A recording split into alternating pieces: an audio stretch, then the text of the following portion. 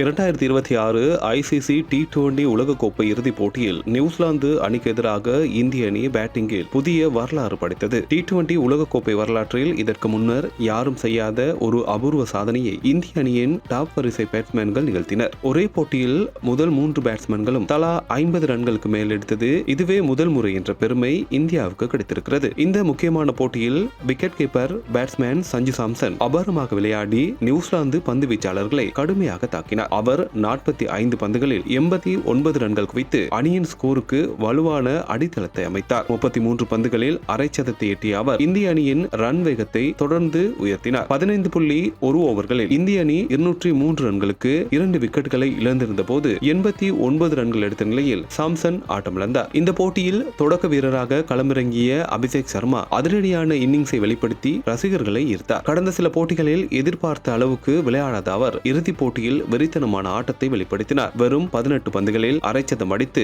அனைவரையும் ஆச்சரியப்படுத்தினார். மொத்தமாக 21 பந்துகளில் 52 ரன்கள் எடுத்த நிலையில் 7.1 ஓவர்களில் இந்திய அணி 98 ரன்களுக்கு ஒரு விக்கெட்டை இழந்த போது அவர் ஆட்டமிழந்தார். அதே போல மூன்றாவது வீரராக களமிறங்கிய இசான் கிஷனும் அதிரடி ஆட்டம் காட்டினார். அவர் வெறும் 23 பந்துகளில் அரை சதம் அடித்து அணியின் ஸ்கோரை வேகமாக உயர்த்த உதவினார். இறுதியாக 25 பந்துகளில் 54 ரன்கள் எடுத்திருந்த போது 15.5 ஓவர்களில் இந்திய அணி 204 ரன்களுக்கு 3 விக்கெட்டுகளை இழந்த நிலையில் அவர் ஆட்டமிழந்து வெளியேறினார். இதன் மூலம் T20 உலகக்கோப்பை வரலாற்றில் ஒரு அணியின் முதல் 3 பேட்ஸ்மேன்களும் தலா 50 ரன்களுக்கு மேல் எடுத்த சாதனையை சஞ்சு சாம்சன், அபிஷேக் சர்மா மற்றும் இசான் கிஷன் ஆகியோர் இணைந்து நடத்தி காட்டியிருக்கின்றனர். இந்திய கிரிக்கெட் வரலாற்றில் இந்த சாதனை ஒரு முக்கிய மைல்கல்லாக பதிவாகியிருக்கிறது.